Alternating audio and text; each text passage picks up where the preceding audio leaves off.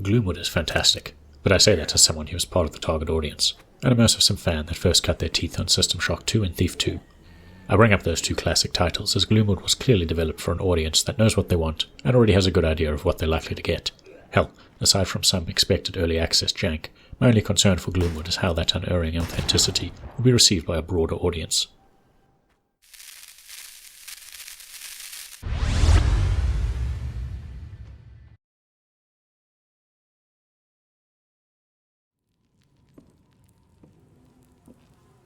Gloomwood keeps the narrative elements vague and slowly doles out tidbits to the player through rare NPC encounters and scattered notes. You play as a doctor, presumably the medical kind. He wakes up in a bloody pit in a rundown fishery. A group of cultish hunters, who seem to be kidnapping people for ransom and or murder, are about to deliver him to a client in the town square. A mysterious benefactor releases you from your cell, grants you a ring that functions as a handy light meter, and tells you to make your way for the lighthouse further up the coast.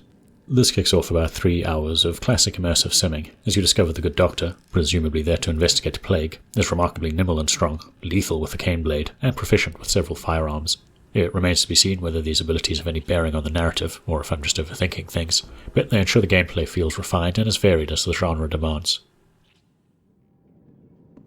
At first glance, Gloomwood looks and plays just as you would expect from a late 90s or early 2000s first-person immersive sim, beholden to the limitations of early 3D game engines. The gameplay is best described as a blend of Thief stealth with System Shock 2's combat, a dose of Lovecraftian weirdness, and some strong hints of Resident Evil 4 when it comes to the setting and atmosphere. The good news is that it's not all about sneaking around at insufferably slow speeds, nor is the combat as stat-based and disconnected as in System Shock 2. Make no mistake, Gloomwood relies on nostalgic sensibilities and comforting familiarity, but a quick trip to good old games and a reinstall of several iconic-looking Lost Studio games was enough to highlight the modernized gameplay and visual elements. Stealth is still encouraged and relies on staying in the shadows, peeking around corners, and keeping quiet. However, even on the full moon difficulty currently available, you move fast enough while crouched to gain on patrolling enemies. You only need to use the sneak modifier on loud surfaces, and colored directional eye glow, think of mini vision cones, gives you far more information about the AI state. Finding alternate paths is also easier, as the protagonist can jump, mantle ledges, climb ropes, and swim with relative ease. Now, direct combat is really a good idea, and the emphasis is clearly on distracting foes or exploiting patrol paths to sneak up behind and unleash an insta-kill charged cane blade attack. For those that enjoy silently dispatching foes and hiding their corpses in shadows, Gloomwood has you covered. Should you alert a hunter, you can dance around a single melee enemy and drop them with your blade, but more often than not, you'll draw nearby enemies or alert those with firearms. Now, talking of firearms, they're powerful and easy to use, but limited ammunition and inventory space keeps things in check. You're also slower with your weapons drawn, so it's risky but preferable to keep them holstered while stealthing about. That said, the basic revolver is great in a pinch, but it takes 2 headshots to quickly down a basic hunter or dog. The shotgun drops anything at close range, but you'll only find a handful of rounds. Meanwhile, the hidden Undertaker pistol you can find has a built-in silencer, but it works better as a utility tool for hitting distant switches or igniting barrels with enemies close by. Based on the early access build, Gloomwood reins in the truly sprawling levels of its progenitors for a more guided experience, while still offering multiple paths forward and plenty of secrets to find. It's a necessary change given the shift to denser, interconnected locations, and a survival horror-inspired save system using phonographs and safe rooms, complete with the soothing music. Given you'll fall to just a few blows, or a single shotgun blast, this ensures plenty of tension as you push outwards, but if you keep an eye out for side paths and an ear out for the music, you'll often find intelligently placed shortcuts back to a central safe room. It's a balanced design that still encourages cautious exploration and experimentation, but discourages save scumming and recklessness.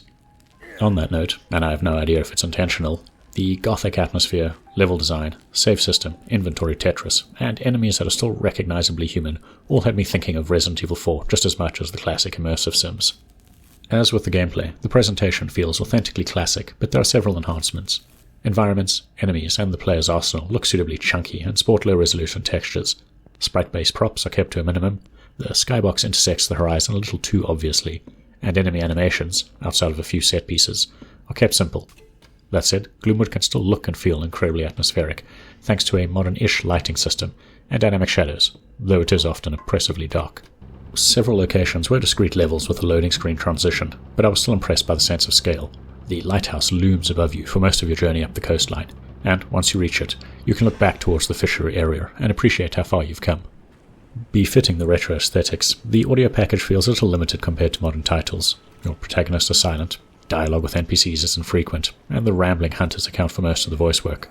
On the upside, the ominous soundtrack and haunting ambience are particularly effective at generating atmosphere and keeping you unsettled. You'll hear creaking wood as you explore indoors, the distant echoing snarls as you pass through dark caves by lamplight, and flinch at the sound of mournful howls of distant wolves when outdoors.